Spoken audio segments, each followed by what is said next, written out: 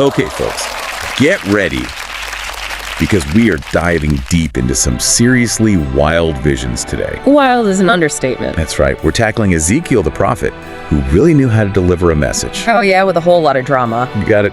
Our source today is this YouTube video. It's just called The Story of Ezekiel, a Short Bible Story. Straight and to the point.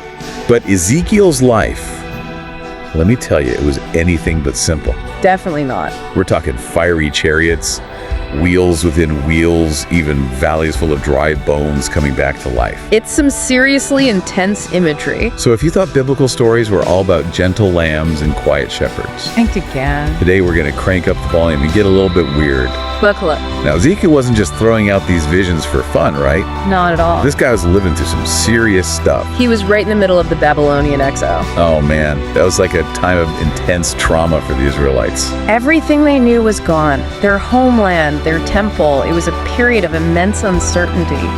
So their whole world was turned upside down. You can imagine the despair. So these visions, were they like a beacon of hope in all that darkness? Absolutely. They offered comfort and guidance during a really, really difficult time. Yeah, but they weren't just vague promises of a better future, were they? Nope, they were packed with symbolism and metaphors. That gave the Israelites very specific directions and warnings, Exactly. like a divine roadmap for navigating the chaos. Exactly. Okay, so let's talk about that wheel within a wheel vision. One of the most famous. It's described as just this complex, awe-inspiring spectacle. Seriously impressive. What do you think it would have meant to people who are struggling to understand why they were exiled? Well, I've always been struck by the intricacy of it. Me too? It's like something so vast and unstoppable, like the universe itself. Yeah, it makes you feel really small. Maybe it was a way of showing them that even though their world felt shattered, God was still in control. Right, even though they couldn't see the whole picture. Yeah. That God's power and presence were still at work. I like that interpretation. It's a common one. So even in chaos, there's a divine order unfolding. Right. A message that would have given those feeling lost and abandoned a lot of comfort. Okay, then there's the Valley of Dry Bones. That one gives me chills every time. Talk about a powerful image. Death and despair transformed into life and hope. Seriously, it's like watching a zombie movie in reverse. But this vision wasn't just about physical resurrection.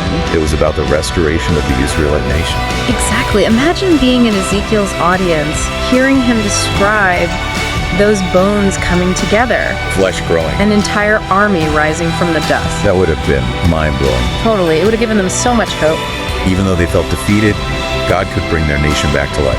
Absolutely. It's like a metaphor for anything where we feel hopeless. Right. There's always potential for renewal, for a comeback. We see it in history all the time. Societies rebuilding after wars, communities coming together after disasters. Yeah. Exactly. The Valley of Dry Bones shows us that humans are resilient. We can bounce back from anything. It reminds us that even when things seem totally hopeless, transformation is possible. Now, the video also mentions the temple's new construction. Right. And these divine chariots. What was the significance of those? Well, remember, the temple was the heart of their faith. Their connection to God. So when it was destroyed, it was a huge blow. Practically and symbolically. Exactly. So Ezekiel prophesying about its reconstruction. That was about so much more than just rebuilding a It building. was about rebuilding their relationship with God Rekindling their faith. and the divine chariots, Those were all about God's power and mobility. showing that God wasn't limited to their lost homeland. He could act anywhere, anytime. So we've got wheels, bones, chariots. The whole shebang. But what does it all mean for us today? Well, that's the beauty of these stories. Their themes are timeless. They speak to us no matter what time period or culture we come from. Whether we're facing personal challenges or global crises, Ezekiel's message of hope, restoration, new beginnings. It's something we can all relate to. what I find really amazing is that Ezekiel could find hope in such despair. That's inspiring. It shows us that we can too. We all have that capacity. So as we wrap up this deep dive, I'm going to leave you with a question. Okay.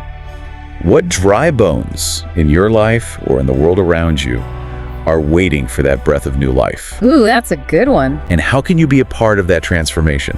I think that's a perfect place to end. Thanks for joining us on this wild ride through the visions of Ezekiel. Until next time. Keep those wheels turning. And those bones rattling.